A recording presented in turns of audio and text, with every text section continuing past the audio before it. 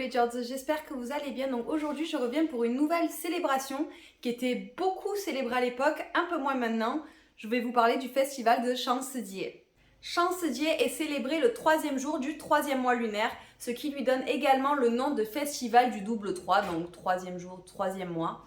Et ce qu'il faut savoir, c'est que les Chinois à l'époque enregistraient l'année avec des troncs, tiges et branches célestes. Donc je ne vais pas revenir sur le sujet parce que c'est assez dense, c'est assez complexe, mais si vous êtes intéressé, n'hésitez surtout pas à me le dire en commentaire.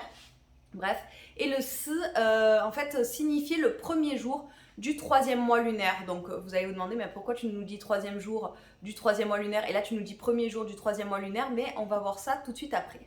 La célébration de Champs-Dié a commencé lors de la dynastie Zhou, donc moins 1046 à moins 256 avant Jésus-Christ.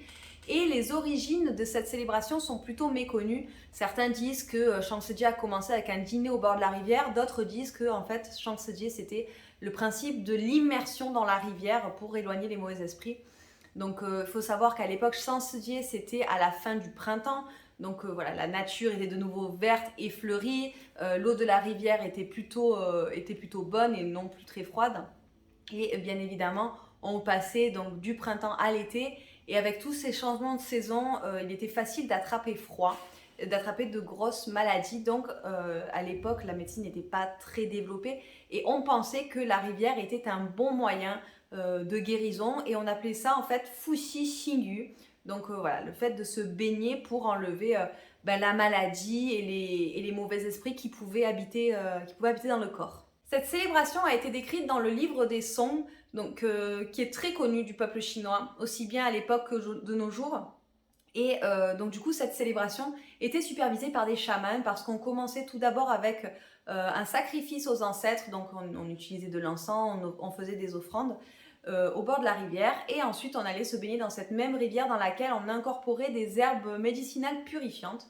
Et par la suite, une fois que tout cela était terminé, on allait profiter d'une belle balade printanière. Le jour de Champs-Dié a été décidé officiellement lors des dynasties Wei et Jing, donc 220 à 420 après Jésus-Christ.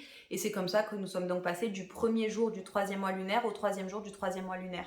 Et l'une des grandes traditions de Champs-Dié, c'était d'aller faire un pique-nique au bord de la rivière. Et il y a un jeu qui se démarquait qui s'appelait Chu Shui Liu Shang, donc qui a été inventé par Wang Shizhe, un très célèbre calligraphe chinois, même encore de nos jours, et ses amis. Donc en fait, Wang Shizhe avait invité 40 de ses amis à venir célébrer Champs-Dié avec lui à Lanqing, donc qui était un village dans le Zhejiang. Et le jeu consistait, en fait, à chaque personne devait se mettre de part et d'autre de la rivière avec quelques distances. On mettait du vin dans une tasse, donc champ, que l'on plaçait ensuite sur la rivière et le courant en fait faisait se déplacer donc la tasse.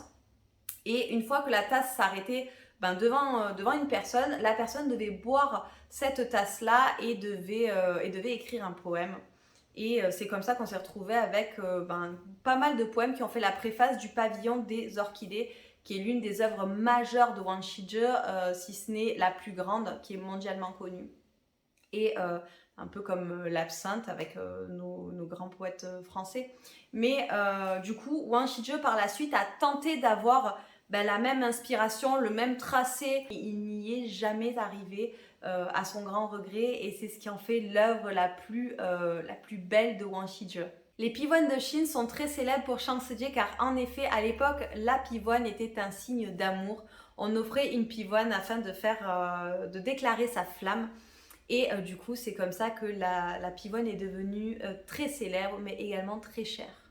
Lors de Champs-Dié, les femmes mariées qui voulaient avoir des enfants avaient également une tradition. Elles faisaient bouillir des œufs pour les faire devenir durs et elles les peignaient ensuite de différentes couleurs avant de les placer dans la rivière. Donc, une fois dans la rivière, bien évidemment, les œufs étaient emportés par le courant et les personnes qui les trouvaient finissaient par les manger. Et on disait que plus le nombre de personnes mangeaient les œufs, plus la femme avait de chances de tomber enceinte. Lors de Champs-Dié, on mange une herbe sauvage appelée jitsai, que l'on appelle bourse à pasteur en français. Donc parce que jitsai, c'est l'homophone de jusai qui signifie réunir l'argent. Alors vous allez vous dire que c'est peut-être pas très homophone, ji et ju, mais vous en doutez peut-être, mais à l'époque on ne parlait pas le même mandarin que ce que l'on parle de nos jours, un peu comme le français. Et on dit qu'en fait le 3e mois lunaire, c'est vraiment le moment où il faut cueillir Jisai et c'est le meilleur moment en fait pour guérir de toutes les maladies et en plus elle a bon goût. Les ancêtres disaient que manger Jisai, cela permettait d'enlever l'énergie froide de l'hiver du corps pour faire place à la chaleur. Et de nos jours, dans certaines parties de Chine, on continue de manger le fameux Jisai avec des œufs durs. À son commencement, Shangsi-Jie était célébré par toutes les ethnies. De nos jours, beaucoup moins. Maintenant, il n'y a plus que les ethnies Zhuang, Bouyi, Dong et un peu Han qui continuent de la célébrer. Par contre, chose intéressante à savoir, c'est qu'elle est très très très célèbre au Japon. Et Shangsi-Jie est connue sous le nom de Hinamatsuri, que vous devez peut-être sûrement connaître. Et je remercie Beneno Fukuoka pour cette information. Pour le reste de l'ethnie Han qui célèbre Shangsi-Jie, on va revêtir donc le célèbre Hanfu, donc le vêtement traditionnel des Han, et on va continuer d'aller faire des lavements dans la rivière et de faire des pique-niques et d'aller se promener. On dit également que c'est l'anniversaire de Huangdi, donc l'empereur jaune, qui est connu pour être l'ancêtre de tout le peuple chinois.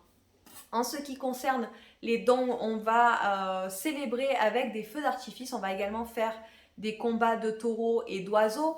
Pour l'ethnie Bouyi, on va prier les dieux de la montagne en leur faisant des offrandes de cochons et de riz gluants. On va également aller visiter les villages aux alentours. Et pour l'ethnie Zhuang, on va célébrer la déesse chantante. On appelle également ce jour-là le jour de la déesse chantante. On va célébrer donc Liu Sanjie, donc qui est une jeune fille Zhuang qui a réussi à battre 3 hommes au chant. On dit qu'elle a été emmenée au ciel par une carpe et que depuis elle est devenue la déesse chantante. Et voilà les Jiaozhe, c'est tout pour la célébration de Shangsi-Jie. J'espère que vous aurez apprécié la vidéo et que vous aurez appris quelques petites choses. Et vous les Jiaozhe, est-ce que vous connaissiez la calligraphie du pavillon des orchidées? N'hésitez surtout pas à me le mettre en bas en commentaire. Si vous avez aimé la vidéo, n'hésitez surtout pas à me mettre un petit like, ça me fera super plaisir. Si vous avez vraiment aimé la vidéo, n'hésitez surtout pas à la partager avec vos amis pour leur faire découvrir plus de culture chinoise. Et si vous voulez retrouver plus de vidéos de ce type, vous pouvez toujours vous abonner à la chaîne et à cliquer sur la petite cloche pour ne rien rater. Sur ce, je vous dis à très bientôt pour une nouvelle vidéo et je vous dis en attendant, prenez soin de vous. Bye bye les Jiaozhe!